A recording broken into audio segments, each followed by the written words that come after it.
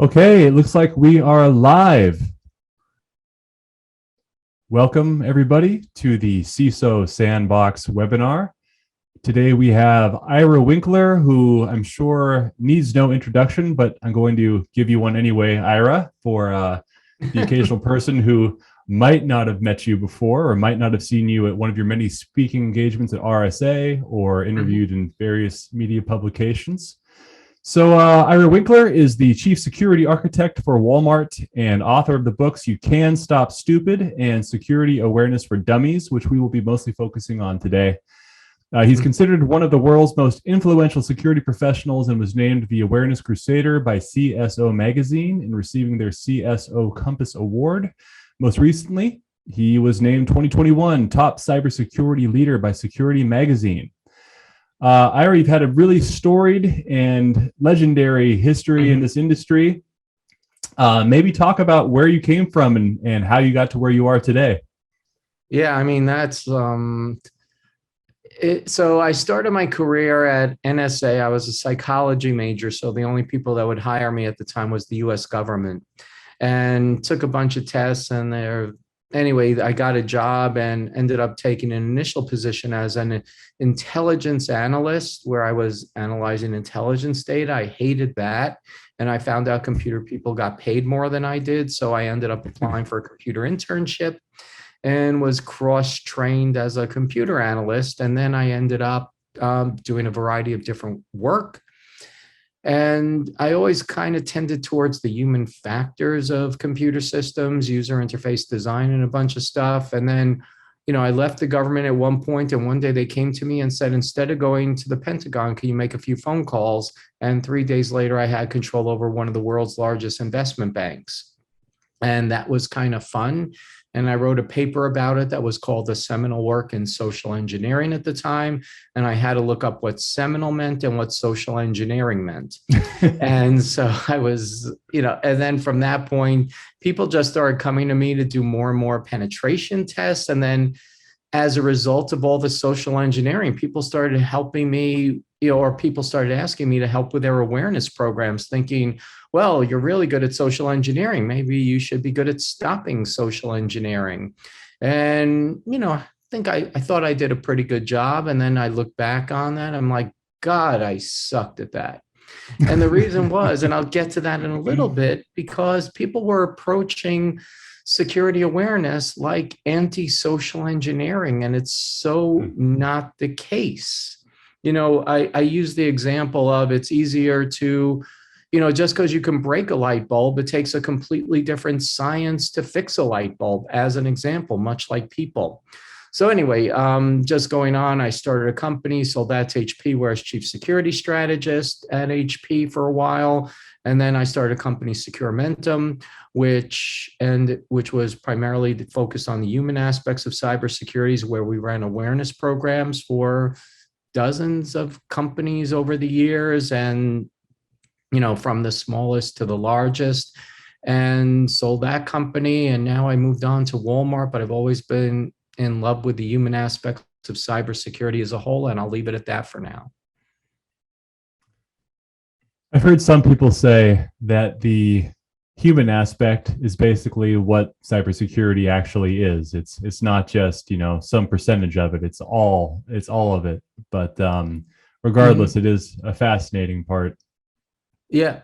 I mean, I would say yes and no. I mean, we can't, what happens is there's too many people with absolutes. I think the awareness profession suffers because of absolutes. I think, when you start saying, oh, it's all about the human, it's like, well, at the end of the, if I say, well, it's not about the human, there's technology, but people say, well, humans implement the technology. I'm like, yeah, but, you can't look at it like everything is a human aspect of cybersecurity. Implementing things right, yes, people do that, but there's technical issues involved. When you want to talk about the human aspects, the question is, how are you have to define, are you trying to go ahead and say we are making sure people implement cybersecurity properly, or are we trying to, for example, target end user behavior? And there's the old expression, when everybody's in charge, nobody's in charge. And then the issue becomes when everything is the human aspects of cybersecurity, nothing is the human aspects of cybersecurity. And so we have to not fall down the rabbit hole and kind of keep focused. And I like to say, yeah, I kind of get what people are saying, but really let's keep the conversation about the human aspects and more behavioral cybersecurity and how should people behave to be more secure so we can actually address a problem instead of making the problem too big that it becomes unfathomable. Is that a word? Unfathomable, whatever the word is, you know what I mean? We'll edit that one out too. Unfathomable. I think it's one of those things I would probably always add an extra N in there too. Yeah. Well, that's a great jumping off point to your book. You know, what you know and what you've learned over your decades in the industry can fill a book or two or several. And so you've written a book titled You Can Stop Stupid. And now you've written, and congratulations for being part of this iconic series. Absolutely. Now you've written Security Awareness for Dummies. And I have to ask, if we take the title literally, who are the dummies this is for? So here's the thing. So let me talk about You Can Stop Stupid, and I will use the expression behind it. It's my belief that behind every stupid user is a stupider security professional who allows this stupidity to create harm in theory.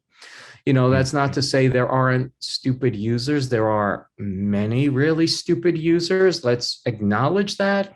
But a user can only cause harm to the extent you provide the ability to cause harm. You know, people were giving out, I'll paraphrase it, people were giving out stickers that say, don't click on stuff, Dr. Evil quote saying stuff. And it's like, well, if you would stop giving them the stuff to click on, they can't click on it. You can't blame them for clicking on stuff you've put in their inbox. So, you know, You Can Stop Stupid is essentially about implementing safety science, accounting disciplines, and everything else to cybersecurity, where you implement a protective environment in theory around the user, anticipating you want to minimize attacks you present to them and then minimize the likely damage they will cause. If anybody ever tells you they can stop security errors or human error in any way, shape, or form, that is it's like the only people that promise perfect security are fools, liars, or a combination of both. Now, so yeah, most parts stupid is the people implementing systems that allow damage to occur. With Security Awareness for Dummies, that's obviously the 4 Dummies series. And the irony is they acknowledge that really they're not implementing it for stupid people. You know, they are implementing it for people who want the basics and to move on with the basics and to not have the assumption that the proverbial cup is full. So it's for experts, it's for people who are trying to implement it. And yeah, the 4 Dummies title kind of stuck, I think, when they put it there, and then they tried to backtrack from it. But, you know, Security Awareness for Dummies is frankly for people who are security awareness professionals or interested in improving security awareness. But I assume that the book is for, well, it's not an assumption. I wrote the book both for people starting out as an awareness professional, as well as people who are experts. And I put in, for example, things on how to implement gamification, how to implement phishing simulations, and so on, which even the experts have problems doing well in many cases. So I put guidance there for people of all levels in theory. Great. How would you, let's jump off from what you just said about gamification and phishing simulations and implementing those. How do you implement those types of things? So there are 2 different subjects, but gamification, that's one of my pet peeves where everybody thinks gamification is a game. Gamification is not a game. Gamification is actually a very specific business principle that says we are taking game principles and applying it to solve a business problem. Now, the game principles essentially involve creating a reward structure that says, if you do the behaviors we want, we reward you and therefore provide positive reinforcement for the behaviors. So well, actually these days, one of the more prominent ones is going to be the grocery store frequent shopper programs. Because when you think about it, people sign up for these frequent shopper programs, and what they're trying to do is they're trying to get you to stay with the store. The behavior they want is brand loyalty, on top of the fact that if you give them your information and allow them to track your shopping habits, you get discounts on the foods you buy more frequently. And theoretically, maybe they'll tailor your shopping, your discounts and shopping recommendations to what you previously buy. Now, what they're doing is they are rewarding you again for loyalty, as well as for giving up information. I hate to say it that way. And in exchange, you get cheaper prices. Frequent flyer programs, similar concept that people were doing a lot less of recently. But what happened was people in a frequent flyer program, they are rewarding you for brand loyalty, where you will get potential upgraded seats, potential free flights, and so on, for continuing to use their airline solely. They give you other incentives for using their branded credit cards and other things. So they are rewarding you for doing what they want you to do. A game, and here's where you have to understand the concept of what I call the ABCs of behavioral science. Behavioral science, awareness creates a behavior creates a consequence, and the consequence then goes back to drive the behavior. Now, the awareness, presenting information to a user, really only impacts 20% of behavior. But consequences generate the other 80% or more of behavior. And when you think about it, why is that? Again, it's the stereotypic tell a child, if you put your hand over a flame, it'll burn. They'll put their hand over the flame because information just doesn't stick. But the consequence of burning the hand has significant more impact than the words. Now, when I take this to gamification implies, or a game, like let's say you make a fun game on how to learn good cybersecurity. What you do is it's like, here's a quiz, take the quiz. Oh, this is fun. Oh, maybe you'll give you get an 80, I'll give you a reward. Well, you're basically rewarding somebody for learning. That's providing them with information. That's not providing them with catching the behavior in the act and rewarding the behavior in the act. If you reward the behavior in an act, such as somebody reports a phishing message and you congratulate them for the reporting of a phishing message, or whatever the case is, that is gamification. On the other hand, telling people, here's a game, I will give you a reward if you play a game, that's not gamification. So implementing gamification requires determining the rewards, determining the program structure, how you go ahead, what behaviors you want to reward, how do you catch them in the act, how do you track it, and so on. So that's gamification. Phishing simulations, that's a plethora of, that's another word, much like whatever the other word I couldn't pronounce was, but a plethora of topics, such as which phishing tool do you run? What type of phishing lures are you going to do? How frequently do you do it? What, do you do, again, I appreciate what Hawkshunt does. Again, Hawkshunt sends out the phishing messages appropriate to the level of knowledge of the person. If you don't have a tool like that, you need to figure out, how am I going to go ahead and structure phishing simulations that are going across the entire range of potential phishing knowledge?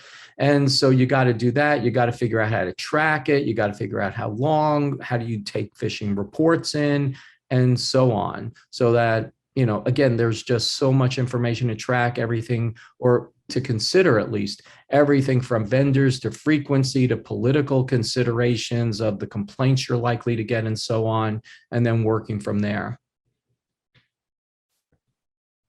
There's a lot in that answer, Ira. Really appreciate the a lot of good stuff.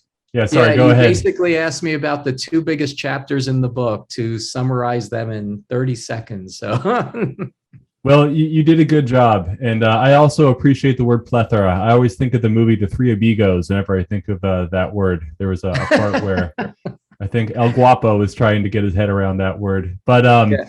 hey, that so the idea of gamification, and I appreciate you saying the kind things about Hawks Hunt. And ironically, that's something that our CEO has always said is that we're not angry birds. Gamification Mhm. doesn't mean that. Gamification is exactly what you said so eloquently and so well there. So it's great that you have Mhm. these kind of thoughts put out there in the book as you did, so that kind of to clear up some misconceptions that people might have, so they don't go after kind of a misconstrued buzzword and actually get to the real benefit of doing this thing right.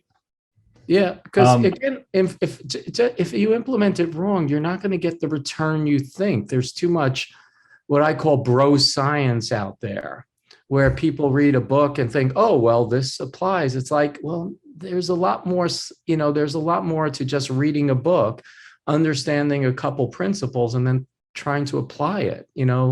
It takes a while to figure out what works, what doesn't, what the meaning of it is, because people say, for example, we want psychology. Okay, psychology is great. I'm a psychology major. My doctoral dissertation involves psychological concepts regarding cybersecurity.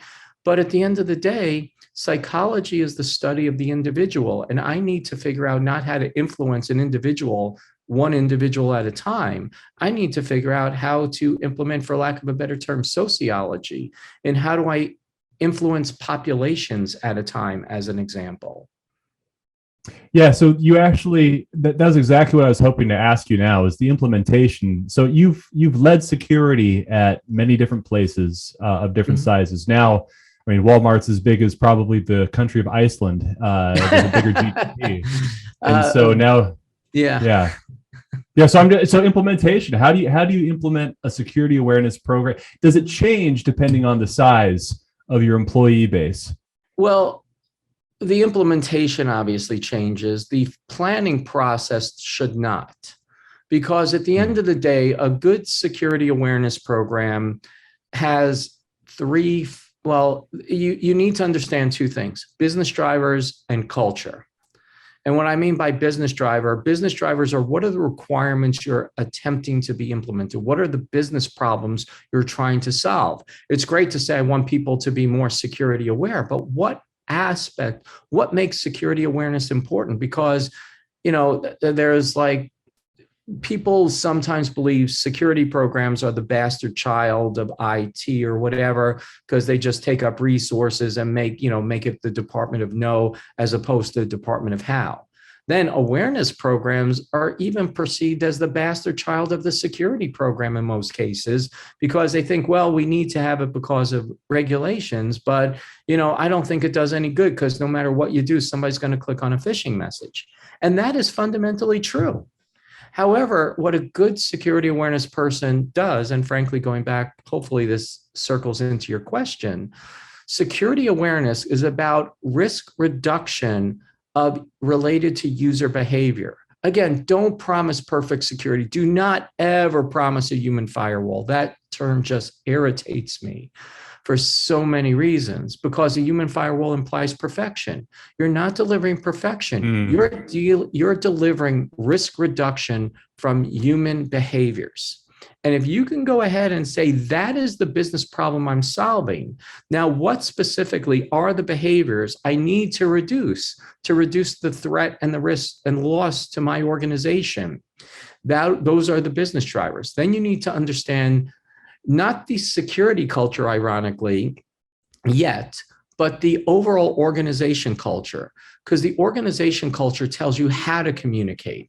It tells you what ways to communicate. It tells you what are other themes to communicate and work with. And then when you understand that, you take the organization culture and how to communicate, you take the business drivers, and that tells you specifically what are the topics you are attempting to communicate. And then you combine that in a way that tells you specifically how should you go ahead and implement an awareness program, whether it's a startup, whether it's manufacturing, whether it's high tech or whatever. The business drivers, again, that comes by the type of organization we're dealing with, the size of the organization we're dealing with, but then the organization culture is independent of that. And then you try to influence the security culture by working with the organization culture on those behaviors. And people are like, then what's the security culture? It's like, well, awareness creates behaviors regarding cybersecurity in theory. The behaviors by the whole organization essentially embody the security culture. So I use the example, if everybody wears a badge, everybody will wear a badge. If nobody wears a badge, no matter how funny your videos are, nobody will wear a badge. You know, I look at when I worked at NSA, if I didn't wear a badge, I was stopped walking around the building. If I accidentally left my badge on my desk when I stepped away, my coworker would steal my badge. That is a culture that reinforces the behaviors, and that's the security culture. The organization culture is different and something you can change, but again, work with the organization culture as part of your awareness program to create the security culture. Hopefully I answered the question somewhere in that monologue. You answered it beautifully. I love that you were able to get into the culture aspect of this whole thing too, because I think that that's something that I've heard speaking with different CISOs or CISOs. That's actually, I always mispronounce. I'm not sure how to pronounce it the best way, but yeah. But many people. Oh, sorry. Go ahead. Yeah. Oh no, I was just going to say there's a lot of talk about culture and everything, but you really got to understand, again, there's a difference between reading a book about culture and working with culture. And a lot of people fail to define the difference between organizational culture and security culture. You need to understand there is a big difference. You are never, ever going to change the organization culture, and you have to live within it. The security culture, everybody's like, well, let me work within the security culture. I'm like, no, if your security culture sucks and you try to embed it, you know, you're going to have, you know, you're starting from the wrong place. You know, I know that sounds like it's making it harder. No, it actually makes it easier because it allows you to take a step back and say, yes, you need to acknowledge what's right and what's wrong within your current security culture, but you likewise need to go ahead and figure out how to, if you have to scrap it from the start, scrap it from the start. And I mean the culture, you know, not the organization, if that makes sense. Right.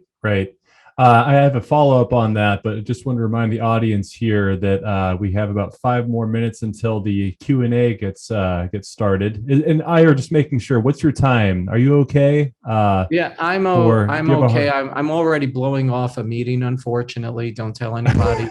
But yeah, your secret is safe with me and our millions of viewers here. So yeah, don't tell anybody. Yeah. I loved the way that you had that concrete example of security culture at the NSA. That's just that's so clear. We do put securities in our DNA as a security vendor. We do stuff like that, but more in a fun and playful way if we see someone not behaving securely. But could you give me an example of how organization, a smart thing you've seen someone do, where they actually did take an interesting use, that they leveraged the organizational culture to have their security awareness work with that employee base? So I will give you an example of something I did. It kind of builds gamification in and a variety of other things. And I think I talk about this in Security Awareness for Dummies a bit as well. So there was an organization I work with, a large investment bank, and if you've ever worked in a financial organization, those large financial organizations, the traders of these organizations are treated like gods. You know, they had traders who, for example, gave up their phishing credentials, cost the company $1 million. And then when they sat down to try to say something or get the guy to change, his boss was like, he makes the company $10 million a day. We're not going to, $1 million, write it off.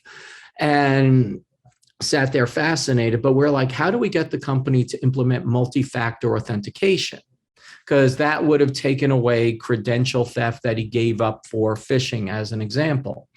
And so what we did was we figured out, okay, we can't force anybody, you can't force the traders to do anything. It's not just that. There's high tech companies likewise that have a no mandate rule type of thing. And what we did was we figured out, what do people value in that organization?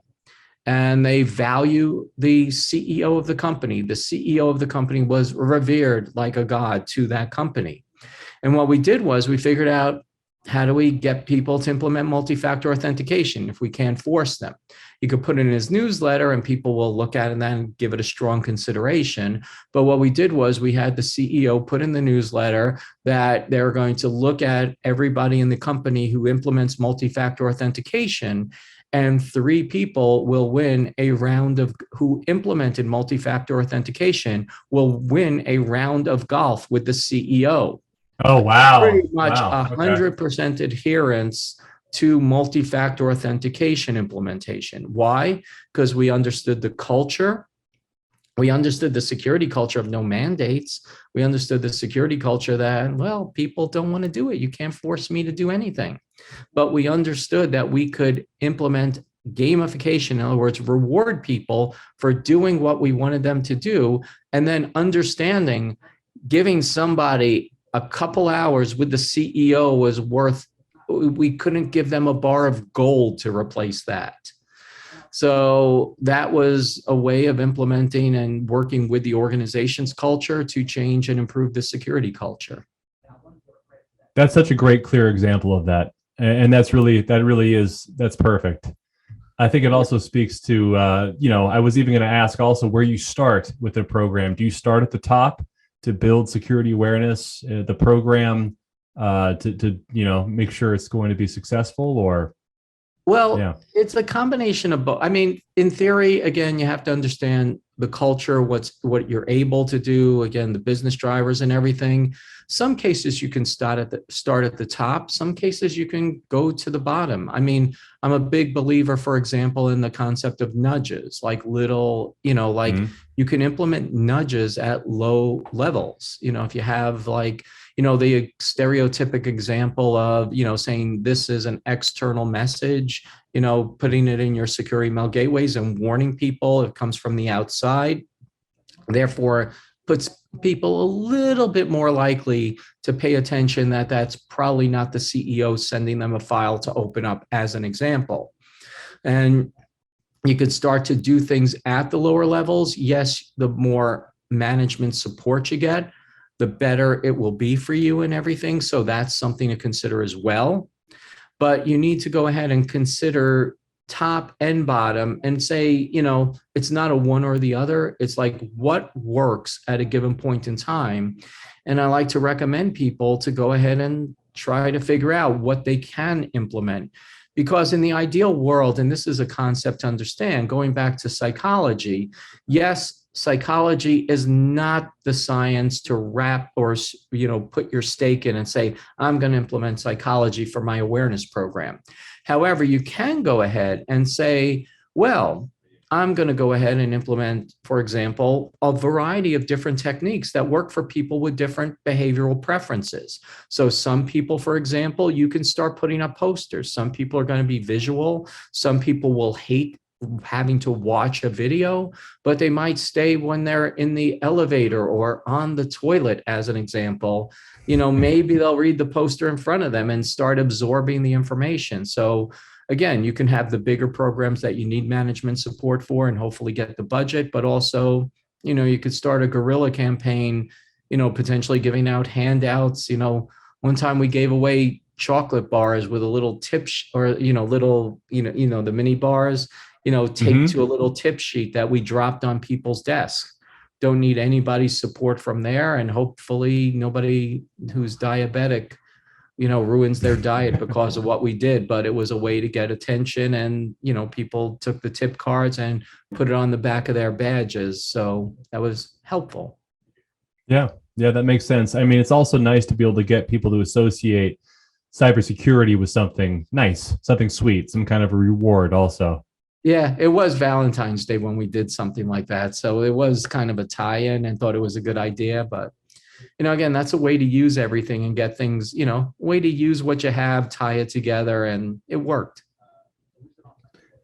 Yeah, you have an amazing, you're just a font of wisdom and experience on this stuff. There's some really cool things coming out of this.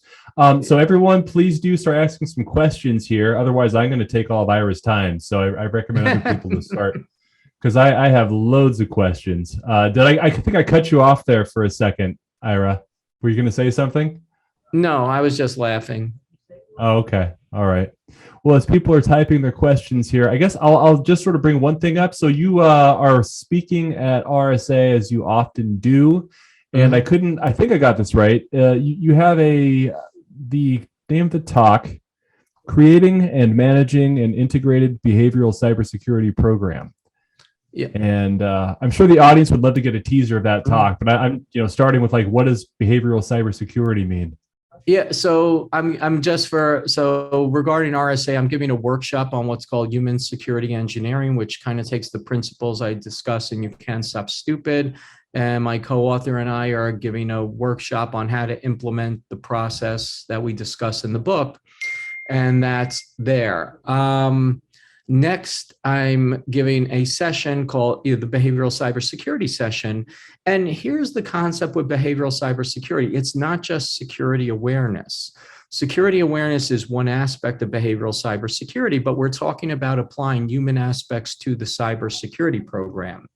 And generally, I look at it, there's four components, and I guess I'll give myself a pop quiz, but the first one is obviously awareness and how can you improve awareness and so on, gamification, variety of other, implement phishing. There's also human incident response. So for example, if somebody clicks on a phishing message, you want to go back and do a postmortem. Why did they click on a phishing message? How did they click? And so, like what led them to do that? And how could you have prevented that? If you knew what you know now, what could you have done better? And people don't do that as frequently as they should. So that's number one, security awareness. Next is, and this is a big topic for a lot of people, wellness of the cybersecurity professionals. What programs can you implement to increase the wellness of your cybersecurity people who work under high stress environments? It's not unique to cybersecurity, and maybe this should be done as a organization or the CISO as a whole. But this is a good place to take, again, psychological principles, reduce burnout, and everything else. So that's the second part of it. Then there is creating process improvements within the cybersecurity profession. How can you go ahead and, for example, provide better processes? How can you go ahead, for example, and possibly design SOC interfaces so that people can better understand the alerts, can react better, more effectively, more efficiently? The information presented to them is where it should be. This could include defining the training needs, the certification needs, how you can better staff and recruit, better staff recruit, and everything else better. So that's the next part of it. Then there's an element, I think this is the fifth one. Sorry, I'm blowing past the fourth one, but the other fifth one is finding research you can support. Where can you go out with universities, look at emerging technologies, figure out how to implement them, at least with regard to human aspects of cybersecurity? How can you go ahead, pull them and make them better? Sorry, then the fourth one. Never heard the third one before. Clients, That's the interesting. last one is a customer sentiment. How can you go ahead and improve the sentiment of your partners, of your clients, whether you're B2C, B2B, whatever the case is? How can you let yourself be perceived as a more robust cybersecurity partner?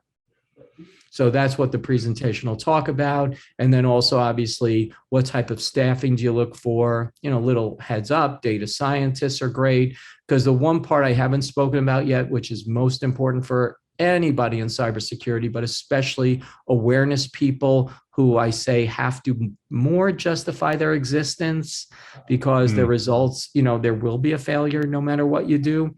And that's metrics. You need to define good metrics that show you are having an impact. Again, everybody says somebody's always going to click. Yes, somebody's always going to click. Why? I go back if I want to, try to throw shade and try to divert the attention. I'm like, why did that message get to the user in the first place? Why did your technology infrastructure suck to give my user that message, as an example? But you have to be able to go ahead and, again, look at it as a process. I forgot the question I made up in my head, but I'll leave it at that and see what the next question might be.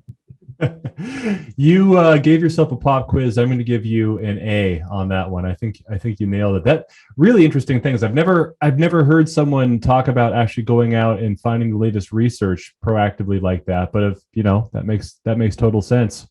Yeah, I mean, people, the problem is, sorry, I hate the concept of influencers on LinkedIn because it's really easy. Like the people who are the most popular, not pointing any fingers, but you can look around for yourselves.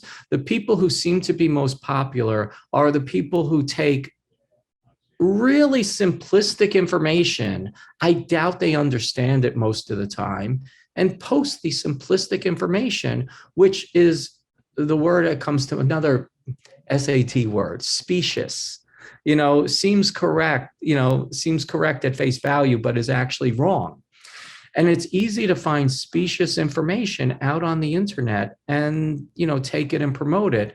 And you really have to look into it and looking for research that's actually saying, here is empirical information that actually shows this works. Here's something we're working on in a lab. For example, HoxHunt, your technology came out of a lab, like, an application of machine learning to, phishing simulations as an example.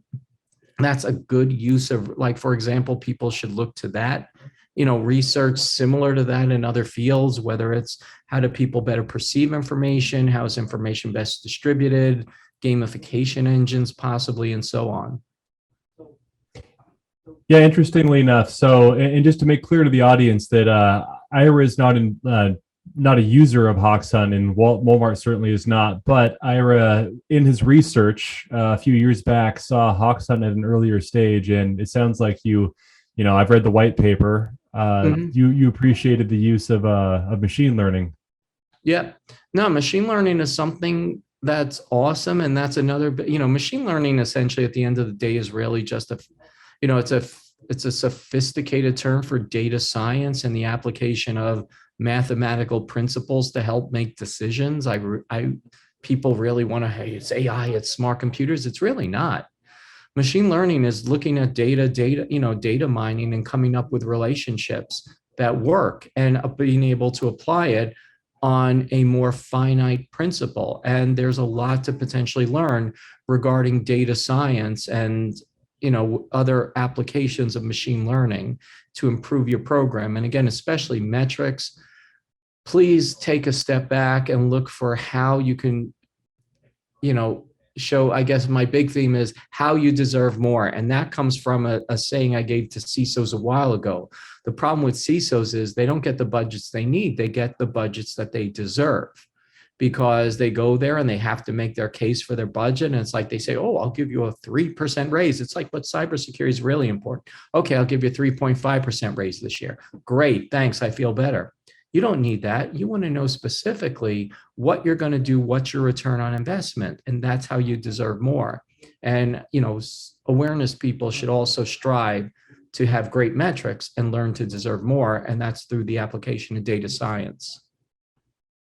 So I was going to ask you to really dive into metrics here, but before I can do that, we do have a question from Raimo Hilden. So our audience takes precedent above me here on my many questions. Raimo asks, what are your thoughts on making security risks personal for the users? His example is in training material. Is it beneficial to use statements such as, you are protecting your own hard work that you put blood and sweat in, making risk realization more personal, not just it's company data, why should I care? So the more you can make information personal, I think is the better, because Jason Hong, who used to be with, I forgot the name, Wombat at the time, I attended a presentation from him, and he basically said awareness should, a good awareness program, should have awareness of what the problem is, make people aware of what the solution is, but then motivation for why to implement the solution. Because too many people fail to provide the motivation. They say, be afraid of the hacker, be afraid of the hacker. And after a while, you don't have a hacker. Let's face it, the hackers don't come up. I care more about constant losses that happen. But the other issue is, to that point, though, the motivation and making it personal. Some people are like, I want to protect the company and so on. I've been watching, what was it, Severance, if you've seen that show on Apple TV or whatever. I've heard it's Severance great. I haven't seen it yet. But there's one guy in there who's always like big on, the company and who the founders are. Everybody else is kind of ambivalent, but he's like really into that. And some people, you can motivate them by saying, this is good for the company, so it's good for me. Other people, frankly, a good component of awareness, just to take it even further, is how to protect your home computer, how to protect your children, how to protect your family, and so on, and make information personal from that perspective. But likewise, saying blood, sweat, and tears, all that you've done, to the extent it doesn't sound cheesy, sure. Just say, hey, we want to help you. Like, I don't know about you, but how many of you have not saved or backed up your data just to have your system crash, and then you lose hours worth of data because you didn't do what you preach, which is hit that refresh or hit the save button and so on. So that was a critical problem for a lot of people. And anyway, I'll leave it at that. But yeah, to the extent it doesn't become cheesy, go for it. Yeah, I'm definitely guilty of that last one. That's great. I think we are running out of time here. We have about one more minute. And I think, with this last moment here, Ira, do you have any final thoughts here about security awareness and the way that, it's kind of a can of worms, but you're going to meet a lot of vendors when you go to RSA, when you go to your things. Do you have any recommendations to the vendors, how to talk to you? So if they're going to talk to me, here's the one thing I find that's the biggest problem. Most of the approaches are just cut and paste. No, but I deal with, I talk to CISOs who combined, have multi-billion-dollar budgets combined, and you're not going to get their attention that way. I look at the people who are, frankly, they listen, they put some personal information there, and they're relevant. Don't be pushy. The more pushy you are, the more pushback you're going to get by default. Just being able to say, you spoke about this, here's what I want to hear about. You spoke about this, here's how we might be able to help you in that regard. Are you willing to listen? But again, invite people to parties. If you don't treat my wife nice, you're not going to get my time of day. And it's easy for me if I try not to. I make sure Walmart doesn't go on my badge, because then I'm swamped by default. But if you don't treat everybody else nice, I'm not going to give you the time of day. Likewise, if you don't, just be yourself, be sincere. Like the people, I'm friends with a lot of vendors out there. And the way I did that was, I might have approached them in the past and they didn't care whether I was a vendor or I had a budget. They treated me like a human being. I meet them when they sponsor local events and so on. And when they sponsor local events, they put out information. I'm more likely to engage with them because I've met them as people, not as somebody who's, one of the 38, messages in my inbox saying, I'd like 15 minutes of your time. We're all people, folks. Yeah. People, I shouldn't have to say that, but again, more important, and this is frankly something HawkHunt does, and I'm using this as an example, not to suck up to you, but if you put out information, you're going to attract your potential audience to you. You're not going to have to worry about, and this kind of is almost behavioral cybersecurity as a whole. If you put out information, you become a magnet to people who need your solution. If you try to shove it in their face, again, they're going to be slapped to the side. But, in Walmart, I'm lucky. I work for literally the world's largest organization, and coming to me with a tactical solution is a complete waste of your time. I can promise that, because there's teams of hundreds of people that are working on it. If there's a need, they already know what it is and they're looking for a solution proactively. They're not waiting for a vendor to come in my inbox to then bother me and then hope and pray that, gee, Ira, did you take, did you take in your 1,000 requests for 15 minutes of your day, did you take any requests for a company like that? No, they're going out, they're looking on the internet. So be proactive in what you're doing. And I'll leave it at that. That's the way to approach any human being, not me in general. Yeah. It's funny how people can be. So I really appreciate the kind words sent towards Hawks Hunt.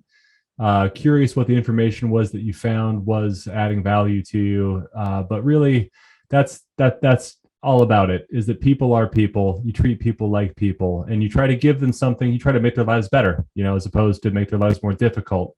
As a vendor, you try to make, the whole point of why most vendors, not most, the whole point why we exist is to make your life better, not worse. So yeah, we try to do that.